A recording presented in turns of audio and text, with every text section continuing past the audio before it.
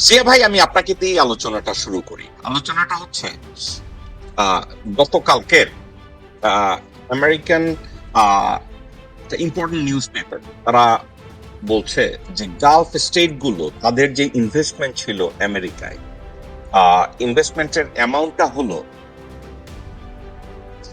ওকে,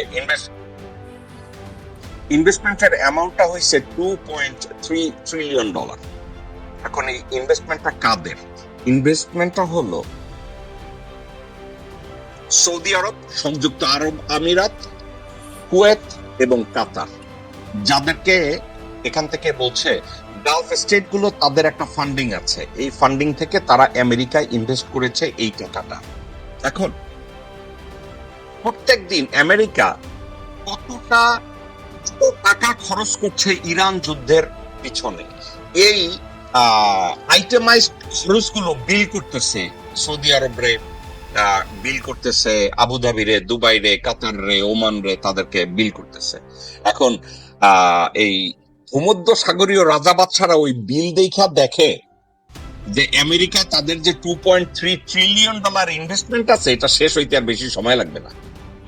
এখন তারা এই খরচটাকে কমানোর জন্য তারা আমেরিকান পররাষ্ট্র মন্ত্রণালয়, পেন্টাগন এবং ফেডারেল রিজার্ভ তাকে জানাইছে যে তোমাদের এখানে যে আমাদের $2.3 ট্রিলিয়ন ইনভেস্টমেন্ট আছে, আমরা এটা ব্যাক করায় নিয়ে আসবো। তো আমেরিকার থেকে অলরেডি বলা হয়েছে যে তোমরা ইনভেস্ট করছো, যে কোনো ইনভেস্টমেন্টে প্রফিট এন্ড লস আছে, এভাবে ইনভেস্ট উইথড্র করতে চাইলেই তো করা যায় না। তো এখন আমি কথাটা আনলাম এই জন্য, আমেরিকা বাস্তবতাটাকে ফেস করতে চায় যেই পর্যায়ে এসে দাঁড়াইছে, যে গুছায়া গাছায়া তারা ইরান অ্যাটাক করছে।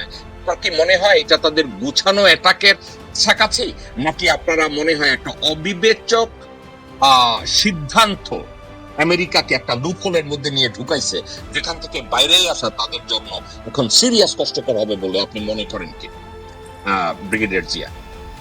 হ্যাঁ, বিসমিল্লাহির রহমানির রহিম।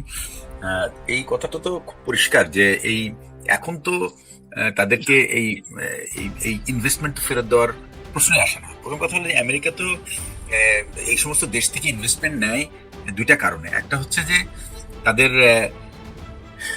স্টক মার্কেটকে রিচ করা, আর দুই নম্বর হচ্ছে যে এদেরকে বেঁধে রাখা আমেরিকার সাথে, যেন তারা কোনোভাবেই এদিক ওদিক না যেতে পারে।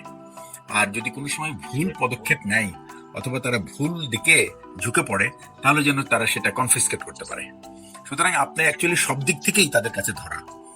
আচ্ছা, আর একটা জিনিস হলো, আমেরিকা এতদিন ট্রাম্পের কথা বাদ দিয়ে রাখি, আমি আগের যে প্রেসিডেন্টরা ছিল তারা মোটামুটি একটু অ্যাসিওর করতো যে তাদের অ্যাসুরেন্সটা ছিল মোরলেস গ্যারান্টেড দ্যাট বিশেষ করে সৌদি আরব এবং এই সমস্ত গালফ কান্ট্রিজের যে বেসিক সিকিউরিটি রিকোয়ারমেন্ট আর কি, particularly to face Iranian threat, এটা তারা টু কিপ দেয়ার প্রমিস বা তাদের প্রমিস রাখার চেষ্টা করেছে। কিন্তু তারা কখনো এই প্রমিসটা, it has never been tested in a crisis time. In the normal scenario, the security assurance is given and it is probably believed that it is available. But when there is a crisis, when America itself is in war and Israel is more important than the all other four countries, এটা যদি তারা ইতিপূর্বে বুঝে না থাকে, then এটাকে আমি simply বলবো আহম্মকি। এবং এই যে আহম্মকি, এই আহম্মকির খেসারত কিন্তু এখন তারা দিচ্ছে। আর একটা কথা সবসময় বলে যে ইনভেস্টমেন্টের ব্যাপারে, do not keep your all the eggs in one basket. এবং এই যে ডিফারেন্ট বাস্কেটে রাখার যে রিকোয়ারমেন্টটা আছে, সেটা আমার মনে হয় যে এই রাজা বাদশারা তারা এতটাই মানে মগ্ন ছিল তাদের লাইফ নিয়ে, তাদের এই মানে ল্যাভিশ লাইফ নিয়ে, যে তারা এই সমস্ত ব্যাপার চিন্তা ভাবনা করার মতো সময় তাদের ছিল না। এবং যেহেতু এই অর্থ তো অ্যাকচুয়ালি তাদের হার্ড আর্ন না, দিজ আর পাবলিক মানি, সুতরাং এটা গেলেই কি আর থাকলেই কি, it hardly matters to them, because আল্লাহ তাদেরকে অনেক সম্পদ দিয়েছে এবং এই সম্পদটা তারা ব্যবহার করছে যেভাবে, এটার তো মূল্য তাদেরকে কোনো না কোনো সময় দিতে হবে। আমার মনে হয় সেই সময়টা হাজির হয়ে গেছে এখন। This is the beginning of their realisation এখন এই রিয়েলাইজেশনের উপর ডিপেন্ড করে তারা ঠিক করবে যে আসলে তাদের ভবিষ্যৎ কর্মপন্থা কি হবে। এবং আমার মনে হচ্ছে আরেকটা জিনিস হলো যে এখন কিন্তু কস্ট অফ ওয়ার, যেটা আমি গত 2 দিনের যেটা আমি আপনার সাথে লাস্ট কথা হওয়ার পরে দেখলাম যে আমেরিকার cost every day now is close to $1 billion. এই $1 বিলিয়ন তারা how they are going to cope up with that, এটার জন্য কিন্তু তারা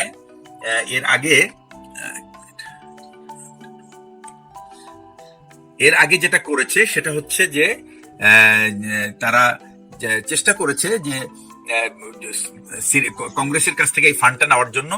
কংগ্রেস এবং সিনেট দুই পক্ষই কিন্তু বা দুইটা হাউসে কিন্তু ট্রাম্পের এই যে যুদ্ধের খরচ এটা দিতে তারা they were not ready, because দুইটা কারণ। একটা হচ্ছে যে before going into war they have not consulted, Trump has not taken a prior permission from Congress, authorisation নেওয়া হয় নাই এবং সিনেটকেও ইনফর্ম করে নাই। যদি করেও থাকে তাহলেও সিলেক্টিভ কিছু কংগ্রেসম্যান এবং সিনেটরদের সাথে সে ডিসকাস, লাইক লিন্ডসি গ্রাহাম, তারপরে যে সিনেট মেজরিটি লিডারের সাথে হয়তো বা ইনফর্মাল কথা বলে থাকতে পারে, but formally he has not taken the approval of Congress and Senate to go into war. সুতরাং এটার প্রাইস কিন্তু ট্রাম্পকে দিতে হবে এবং সেটা কিন্তু প্রথম পরীক্ষায় কিন্তু দেখা গেছে যে গতকালকে সিনেটে যে ভোট হয়েছে authorisation of war permitting to president, এটা কিন্তু has been denied by Senate. So এটা ভালো মতো সে আমার মানে বুঝে গেছে যে তার পক্ষে এখন এই বাজেট কালেকশন করা। তারপরও আমেরিকার বোথ দ্য হাউস আর very much I mean defence ব্যাপারটা, বিশেষ করে মিলিটারির বাজেটটা তাদের কাছে খুবই নিয়ার অ্যান্ড ডিয়ার, এবং তারা এই মিলিটারি ফোর্সকে কখনো আনহ্যাপি করতে চায় না, because they serve the interest of the US government, এটার মধ্যে কোনো সন্দেহ নাই। এবং এই কাজটা যে তারা খুব আমি বলবো যে irrespective of whichever party is in power, doesn't matter. Actually, all the elected members of both the houses are very keen to provide the support to their men who are fighting in the frontiers. কিন্তু এই যুদ্ধটার ক্ষেত্রে তারা একটু অন্যরকম, এই জন্য যে because এই যুদ্ধটা it was not actually, it is an uncalled for war. এই যুদ্ধ তারা কোনোভাবেই মেনে নিতে পারছে না এবং আমেরিকার মানুষ এটাকে মেনে নিতে পারছে না, বিকজ এই যুদ্ধে তাদের সাথে they were never threatened by Iran. America was never threatened by Iran. Iran কিন্তু এই এত বছর ধরে তারা কখনো কিন্তু আমেরিকাকে টার্গেট করেনি আনলেস they were attacked, এবং যেটা হয়েছে গত জুন মাস থেকে শুরু হয়েছে। তারপরেও কিন্তু জুন মাসেও কিন্তু they were very very controlled in using their delivery means on the US target. যদিও USA has done the damage, কিন্তু তাদের প্রাইমারি টার্গেট ছিল কিন্তু ইসরায়েল, এবং তারা একটা আই উড সে দ্যাট একটা সিম্বলিক একটা অ্যাটাক করেছিল, কাতারে একটা দুইটা বম ফালাইছে এবং সেটাও তাও ইনফর্ম করেছে। It is a joke that এই মিসাইল মারার কোনো অর্থ হয় না, যেটার আগেই US has actually move out all their assets এবং it has landed but it has not caused much damage to them. But এবারের চিত্রটা কিন্তু কোয়াইট ডিফারেন্ট। এইবারে কিন্তু they have not accepted this because this was an initiated war by Israel, এবং Israel has actually forced the America, particularly President Trump, to go into Iran and start bombing. এবং এখানে বলা হচ্ছে যে the last moment পর্যন্ত কিন্তু এই যে ওমানের যে ফরেন মিনিস্টার, যে নাকি he was the negotiator between Iran and USA, এবং তারা কিন্তু পুরো ডিলটাকে শেষ করে they came to Iran to discuss with the supreme leader that what they are going to agree upon. It was almost a resolved issue. কিন্তু Netanyahu যখন বুঝতে পারছে যে এটা একটা রিজলভ হয়ে যাচ্ছে, তাহলে তো তার যে পরিকল্পনা এটা তো ভেস্তে যাচ্ছে।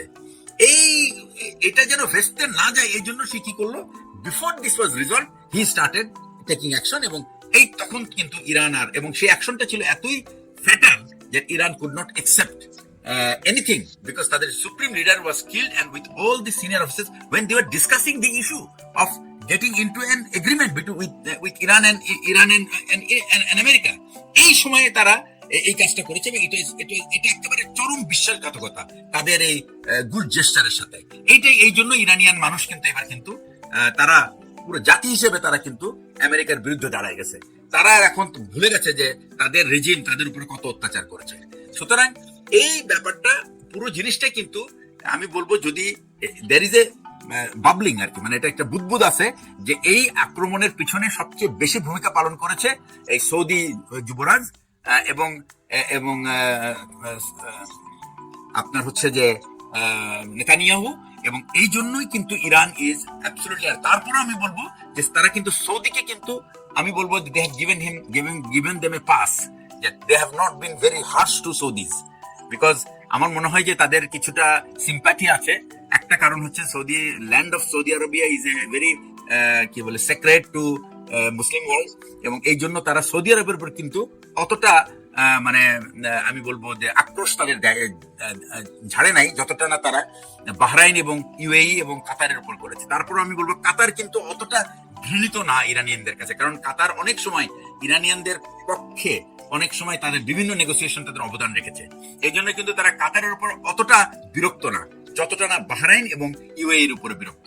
তো এই ব্যাপারগুলি বোঝার পরেও যদি গালফ স্টেটগুলি আগের থেকে যদি তারা তাদের অবস্থান পরিবর্তন না করে থাকে, তাহলে কিন্তু এটার জন্য পেমেন্ট তাদের যে ক্ষতি সেটা তারা বহন করতে হবে। এবং আলটিমেটলি ওই সময় ওই চারটা দেশের, আপনি যে চারটা দেশের কথা বললেন, যে সৌদি আরবিয়া, কাতার, কুয়েত এবং কাতার না কুয়েত, ইউএই, সৌদি আরবিয়া এবং বাহরাইন, এদের যে ইনভলভমেন্ট এবং কাতারেরও কিছু ইনভেস্টমেন্ট আছে, এরা কিন্তু ক্ষতিগ্রস্ত হবে এই যুদ্ধের কারণে।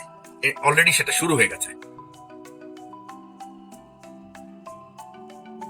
এটার সাথে আমি একটা কথা অ্যাড করতে চাচ্ছি, জনমত।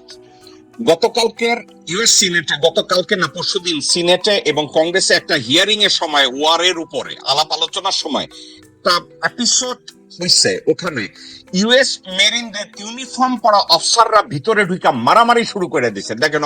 প্রিয় দর্শক, আসসালামু আলাইকুম। খুব ইন্টারেস্টিং একটি খবর আপনাদেরকে আজকে শোনাবো। খবরটি শোনার পরে আপনারা হয় খুশিতে নাচবেন অথবা ফিদা হয়ে যাবেন। বর্তমান সরকার জামাত ইসলামের হাতে একটি ললিপপ ধরিয়ে দিচ্ছে। এখন কি ললিপপ ধরিয়ে দিচ্ছে, কেন ললিপপ ধরিয়ে দিচ্ছে এবং জামাত ইসলাম এই ললিপপ গ্রহণ করবে কিনা, সেই বিষয়টি আমি আপনাদেরকে শোনাবো। তার আগে আরেকটি গুরুত্বপূর্ণ বিষয় যে সম্পর্কে দুই একটা কথা বলে নেওয়া দরকার।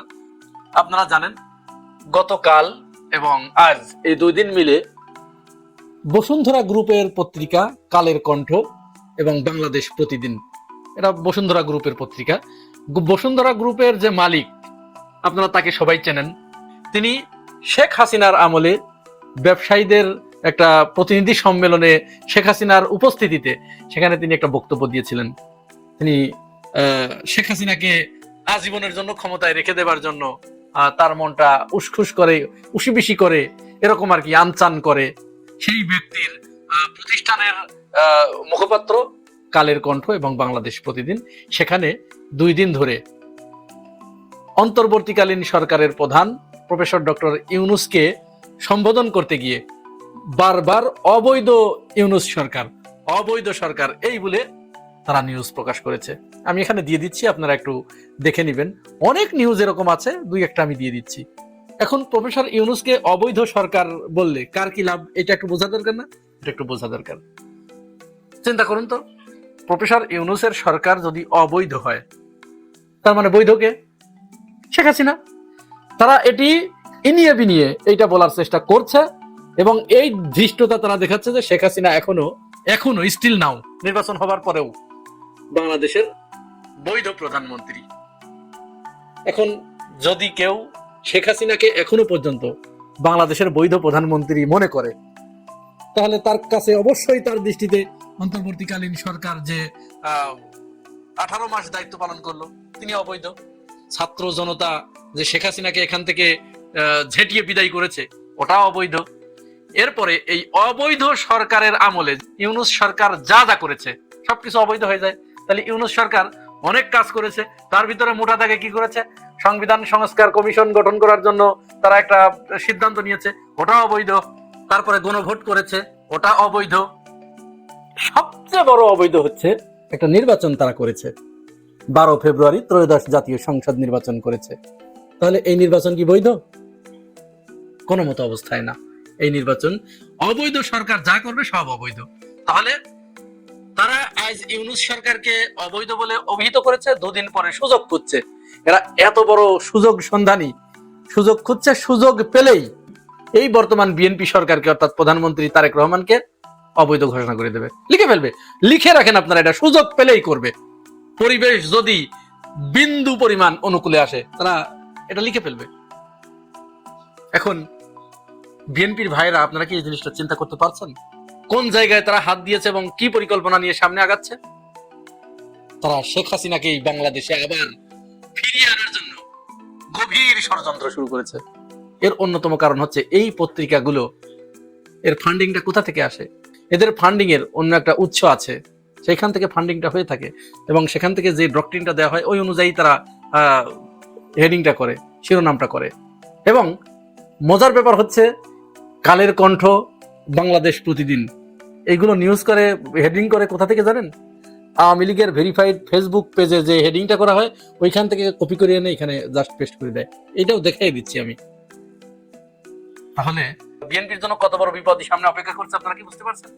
এই পত্রিকাগুলোর জন্য আমরা বিএনপির মহাসচিবকে কত মায়া কান্না করতে দেখেছি, কত মায়া কান্না তারা করেছে। আর এই যে যারা আজ ইউনূসকে অবৈধ বলছে, এদের আর বলার কিছু নাই, শুধু মোটা দাগে একটা কথাই বলবো, এরা তো পা চাটা। এই চাটার দলগুলো ইউনূস সরকারের আমলে যে কি স্বাধীনতা ভোগ করেছে, যদি মানুষ হতো তাহলে এটি তারা স্বীকার করত। আমরা সংবাদপত্রের এবং মত প্রকাশের স্বাধীনতা বলতে যতটুকু বুঝেছি এই ইউনূস সরকারের এই 18 মাসেই কিন্তু বুঝেছি, অথচ তারা এইভাবে ফোনা তুলে আছে। যাই হোক, এখন বিএনপি কি করবে বিএনপির ব্যাপার, বিএনপি এটাকে কিভাবে ডিল করবে সেটা তারা করুক। এখন অন্তর্বর্তীকালীন সরকারের যে আরেকজন উপদেষ্টা রেজওয়ানা হাসান, তাকে নিয়ে যে বিতর্কটা তৈরি হয়েছে, ইনি নতুন করে আরেকটা বিতর্ক উস্কে দিয়েছেন। তিনি বলেছেন আমার উপরে যদি মব হয় তাহলে এর জন্য জামাত শিবির দায়ী থাকবে। তার মানে বুঝতে পারছেন, এখানেও কিন্তু আর একটা চাল, একটা চক্রান্ত তিনি রেখে গেলেন, একটা ষড়যন্ত্র তিনি রেখে গেলেন, যে তাকে অন্য কেউ কিছু করলেও জামাত শিবিরকে, এদের জন্মটাই হয়েছে জামাত শিবিরকে বিরোধিতা করার জন্য, জামাত শিবিরকে বিপদে ফেলানোর জন্য, জামাত শিবিরকে ক্ষতি করার জন্য। এদের চিন্তা চেতনা, ধ্যান জ্ঞান, এমনকি ঘুমের ভিতরে এরা জামাত শিবিরকে ক্ষতি করার চেষ্টায় রত থাকে। যার কারণে আরেকটা পথ কিন্তু করে গেল, যে আমার যদি কিছু হয় বা আমার উপরে যদি মব ক্রিয়েট হয় তাহলে এর জন্য দায়ী থাকবে জামাত শিবির। এখন এমনও হতে পারে যে কোনো জায়গায় ভাগ বাটোয়ারা নিয়ে অন্য কেউ ঠেঙানি দিয়েছে, এই দায়িত্ব জামাত শিবিরের উপরে। মূলত আমরা যে উগ্রপন্থার কথা বলি, উগ্রপন্থা বলতে আমরা যতটুকু বুঝি, এরা এই বাংলাদেশে যারা বামপন্থী রাজনীতি করে, এই বামেরা, এই রেজওয়ানাদের মতো, এরাই হচ্ছে সবচেয়ে বড় উগ্রবাদ। কত বড় উগ্রবাদ হলে আপনি চিন্তা করুন, যে ভিন্ন মতের কাউকে তারা সহ্যই করতে পারে না।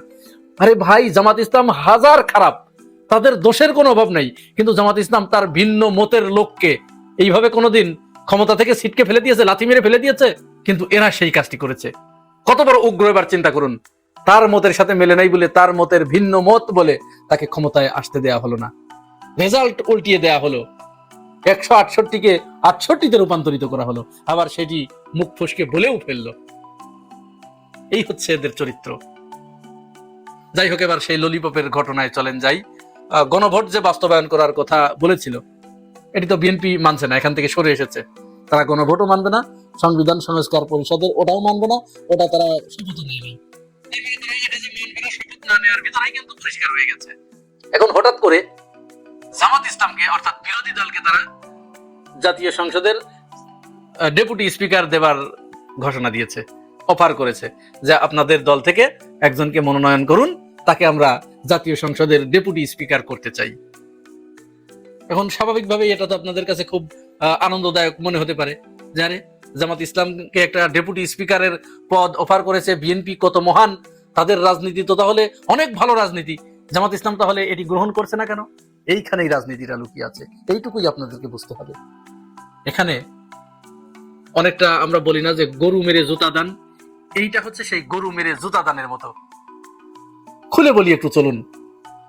সংবিধান সংস্কার পরিষদের যে কাঠামো এবং সংবিধান যে সংস্কার করতে হবে, এই সংস্কারের ভিতরেই কিন্তু একটা জায়গায় বলা হয়েছে, যে কয়েকটা শর্তের উপরে গণভোট হয়েছে, তার ভিতরে অন্যতম একটা হচ্ছে 2 জন স্পিকার থাকবে জাতীয় সংসদে, একজন প্রধান স্পিকার আর একজন হচ্ছে ডেপুটি স্পিকার। এই ডেপুটি স্পিকার পদটা থাকবে অবশ্যই বিরোধী দল থেকে। এটি কোথায় বলা হয়েছে? ওই গণভোটে বলা হয়েছে। তাহলে বিএনপি দেখেন, গণভোট নাকচ করে দিয়েছে, গণভোট তারা মানবে না। গণভোট না মেনে তারা কি করছে? ওই গণভোটের ভিতরে আন্ডারে যে একটা সামান্য একটা অপশন যে বিরোধী দল থেকে একজন ডেপুটি স্পিকার করা হবে, এইটাকে তারা সামনে নিয়ে আসছে যে ঠিক আছে এইটুকু মানলে তো আর অসুবিধা নেই তাদের। এইটা তারা অফার করেছে জামাতকে যে বিরোধী দল থেকে আপনাদের থেকে একজন ডেপুটি স্পিকারের নাম দেন। এখন উদ্দেশ্য কি?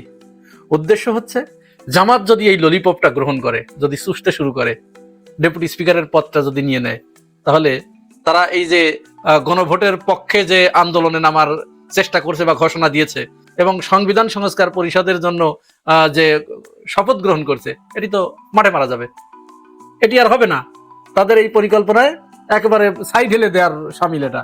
তখন বিএনপি প্রচার করবে যে তোমরা তো ডেপুটি স্পিকার নিয়ে নিয়েছো, তাহলে তোমরা আবার আন্দোলন করো কেন, তোমাদের আন্দোলনের কি দরকার, দিয়ে তো দিলাম। অর্থাৎ জামাত ইসলাম বা বিরোধী দল 11 দলীয় জোট যাতে এই সংবিধান সংস্কার পরিষদ এবং গণভোটের পক্ষে মাঠে রাজনীতি না করতে পারে, এইখান থেকে তাদেরকে ফিরিয়ে আনার জন্য, ওইটাকে ভুলিয়ে দেবার জন্য তারা ওইখান থেকে ছোট্ট একটি বিষয়ে বের করে এনে তাদেরকে অফার করেছে যে মেনেই তো নিলাম, আমরা তো ডেপুটি স্পিকার দিয়ে দিলাম মানে তো মেনে নিলাম। কিন্তু এইটা তো শুধু অনলি একটা ক্লোজ মাত্র, আরো তো সাথে অসংখ্য বিষয়গুলো আছে, 18টা বিষয় সেখানে আছে, সেগুলো তারা মানবে না। আসলে যদি গণভোটের যে কার্যকারিতা ওটা যদি বাস্তবায়ন হয়, তাহলে ওটা তো বিরোধী দলের অধিকার, ওটা তো দান না, ওটা বিরোধী দলের অধিকার। তাহলে বিএনপি এখন অনেকটা দয়া পরবশ হয়ে যে তোমাদের এটা দান করছি, নাও তোমরা নাও, অনেকটা জমিদারি ঠিক রেখে বিরোধী দলের হাতে দানের একটা পেয়ালা তুলে দেয়া যে নাও এটুকু তোমরা চুষতে থাকো, আর আমাদের জমিদারি আমাদের একেবারে অটুট থাকুক, এই অবস্থা। এখন জামাত ইসলাম এই ললিপপ চুষবে